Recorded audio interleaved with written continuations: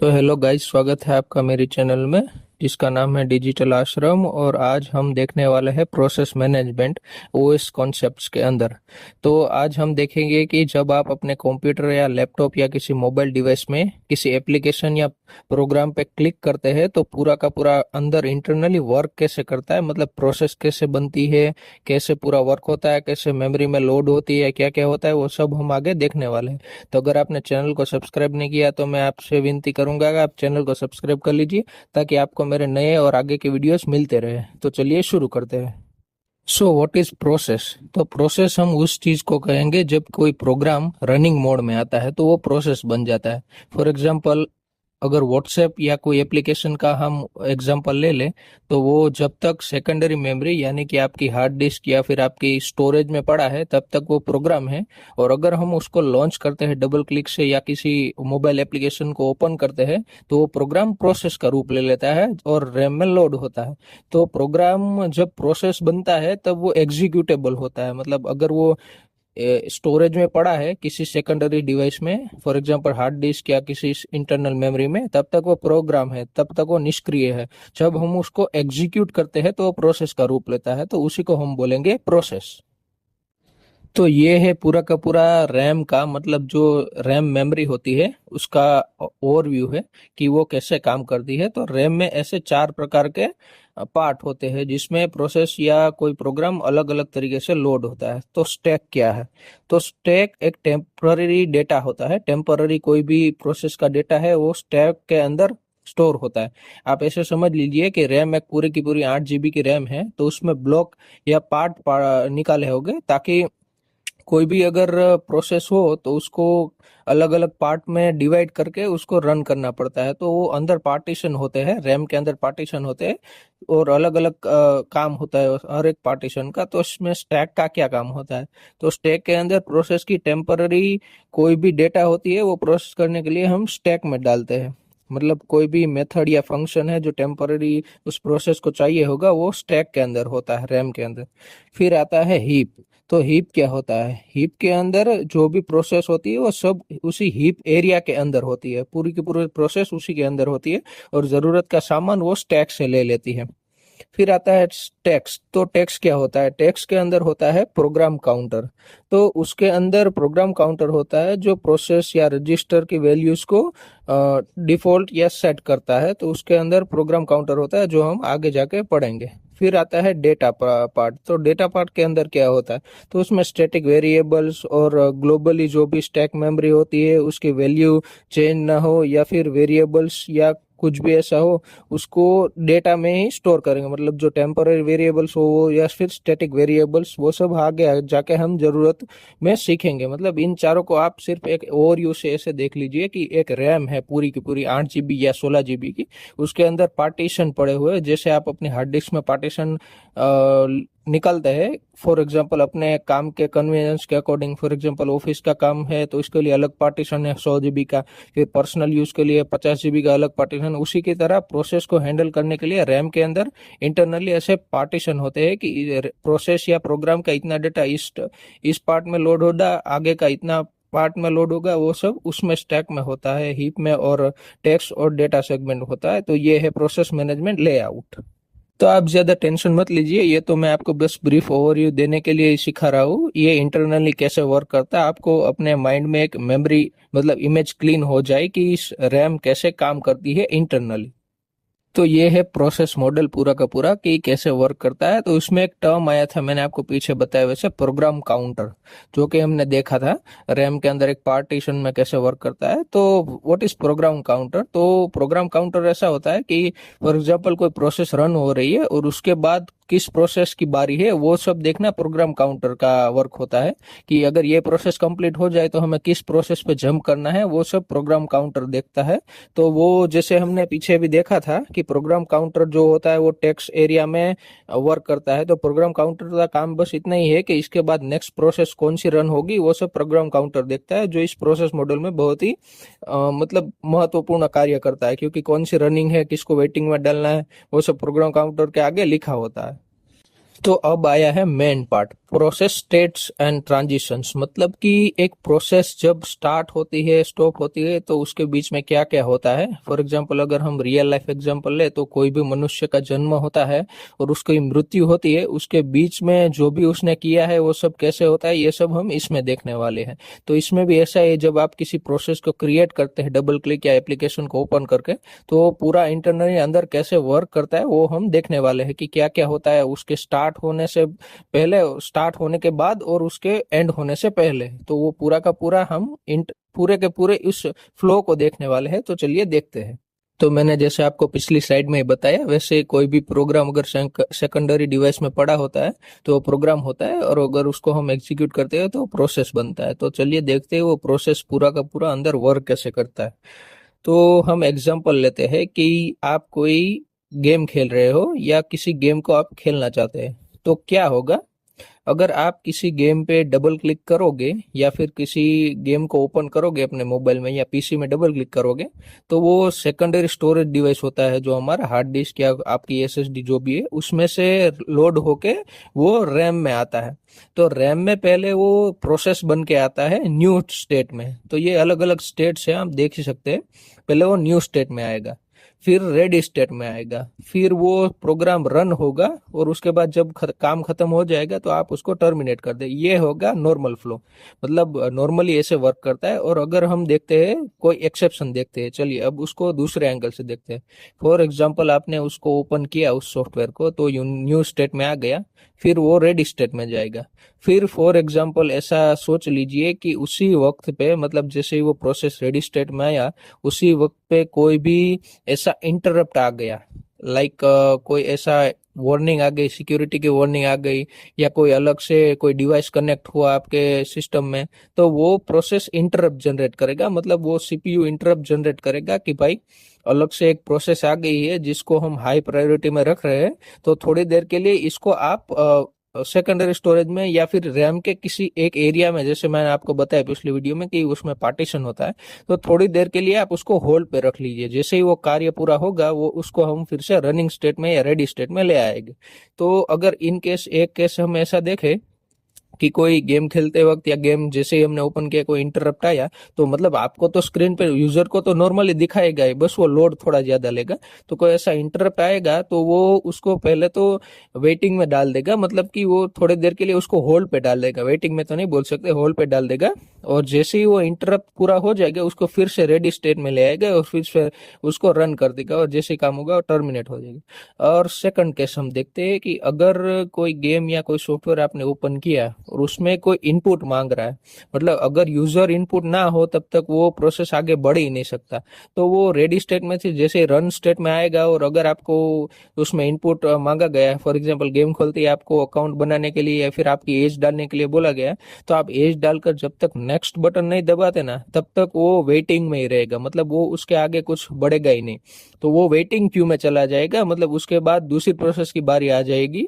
तो वो शेड्यूलर्स काम करते हैं उसको वहां से वहां ले जाने के लिए। अलग अलग लॉन्ग टर्म शेड्यूलर होता है, फिर शॉर्ट टर्म शेड्यूलर होता है। जैसे मैंने आपको बताया कि शॉर्ट टर्म के लिए है तो शॉर्ट टर्म शेड्यूलर उसको वेटिंग में, या लॉन्ग टर्म के लिए है तो लॉन्ग टर्म शेड्यूलर उसको वेटिंग में ले जाएगा। इंटरप्ट जनरेट होगा तो होल्ड पे रखेगा।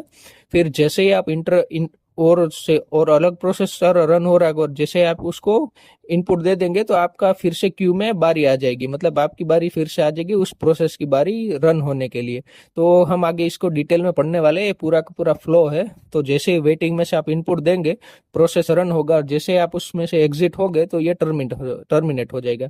तो ये है पूरा का पूरा प्रोसेस का फ्लो, कि आप जैसे ही कुछ चीज पर क्लिक करते हैं या कोई भी प्रोसेस क्रिएट करते हैं तो कैसे पूरा का पूरा वर्क करता है।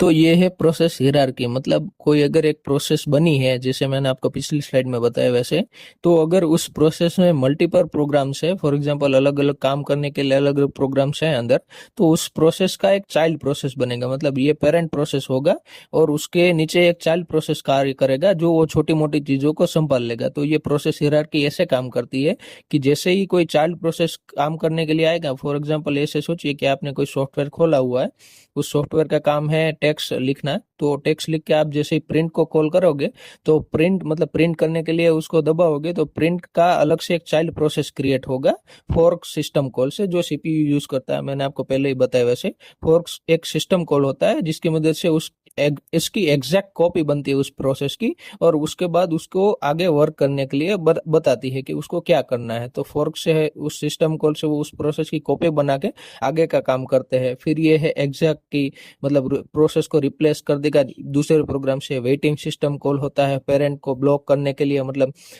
जब तक चाइल्ड टर्मिनेट नहीं होता तब तक पेरेंट को ब्लॉक रखेगा, थोड़ी देर के वेटिंग में डाल देगा। ऐसे अलग अलग प्रोसेस कॉल्स होते हैं जो इंटरनली वर्क करते हैं। तो ये है प्रोसेस डेटा स्ट्रक्चर और पीसीबी। तो चलिए देखते हैं पीसीबी क्या होता है। तो अगर कोई भी प्रोसेस रनिंग मोड में आती है, मतलब कोई भी प्रोग्राम आप एग्जीक्यूट जब करते हो, तो उसका एक पूरा का पूरा पीसीबी बनता है जिसको हम बोलते हैं प्रोसेस कंट्रोल ब्लॉक, जो रैम के अंदर बनता है। उस पीसीबी के अंदर पूरी की पूरी प्रोसेस की डिटेल लिखी हुई होती है। प्रोसेस की आईडी क्या है, फिर प्रोसेस में मतलब प्रोग्राम काउंटर की जो भी लोकेशन होती है वो है, सीपीयू रजिस्टर कौन कौन से यूज होते हैं, कौन सी फाइल ओपन होने वाली है, उसकी आईओ स्टेटस मतलब वो अभी वेटिंग में है या इंटरप्ट आया है तो वो होल्ड पे है या क्या है, फिर उसकी अकाउंटिंग इन्फो होती है। फिर उसके बाद नेक्स्ट पीसीबी पॉइंटर, मतलब इसके बाद कौन सी प्रोसेस रन होने वाले है उसकी इन्फॉर्मेशन भी उसी में होती है, जिसकी मदद से रैम और सीपीयू दोनों मिलकर डिसाइड करते हैं कि आगे हमें कौन सी प्रोसेस रन करनी है और इस प्रोसेस को कैसे रन करना है। इस प्रोसेस की पूरी डिटेल हम बोल सकते हैं पीसीबी के अंदर होता है, प्रोसेस कंट्रोल ब्लॉक डायग्राम।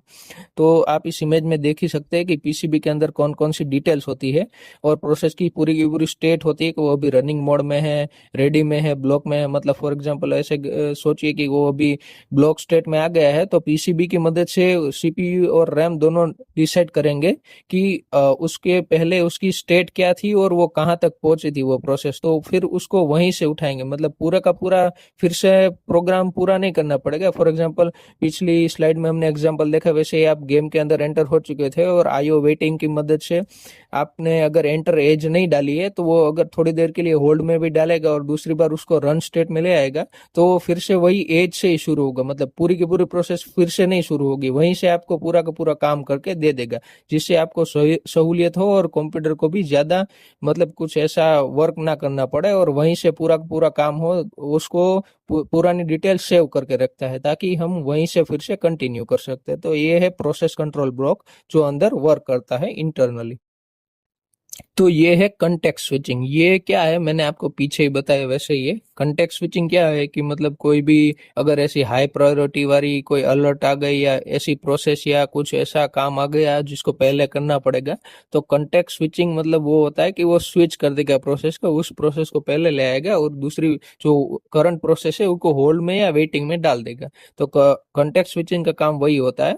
और कंटेक्स्ट स्विचिंग कैसे मतलब क्यों होता है, एग्जीक्यूशन हम देख सकते हैं इसमें इम्प्लीमेंटेशन की। कोई इंटरप्ट अगर अराइव हो गई फॉर एग्जांपल हार्डवेयर की या सॉफ्टवेयर की कुछ भी, तो वो कंटेक्स्ट स्विचिंग कर देगा, मतलब प्रोसेस को स्विच कर देगा थोड़ी देर के लिए। हाई प्रायोरिटी वाले को पहले महत्व देगा और उसके बाद दूसरी काम फिर करेगा।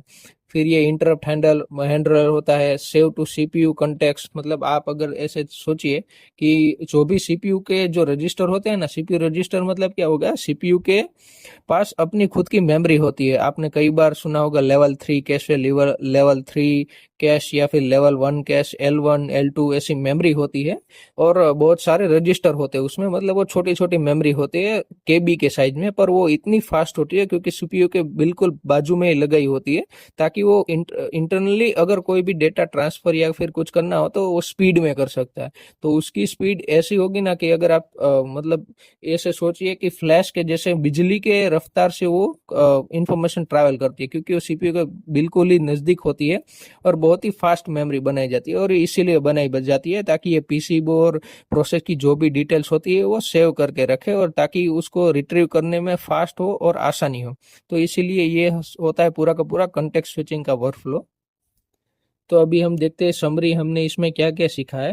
तो इसमें हमने देखा प्रोसेस और मेमोरी कैसे वर्क करती है, प्रोसेस मॉडल क्या होता है, प्रोसेस स्टेट क्या होता है, उसकी पूरी की पूरी हिरार्की, मतलब कोई भी प्रोसेस हो उसको अपनी कॉपी प्रोसेस बनाई है या चाइल्ड प्रोसेस बनाती है, कौन कौन से सिस्टम कॉल्स का यूज होता है, फिर पीसीबी क्या होता है जिसके अंदर पूरी की पूरी प्रोसेस की डिटेल होती है, ताकि हमें अगर उस प्रोसेस को दोबारा लाना हो, लोड करना हो, तो वहीं से कंटिन्यू हो सके। फिर कंटेक्स्ट स्विचिंग मैंने आपको बताया, कंटेक्स्ट स्विचिंग क्यों होती है, हाई प्रायोरिटी की कार्य करने के लिए कंटेक्स्ट स्विच होता है।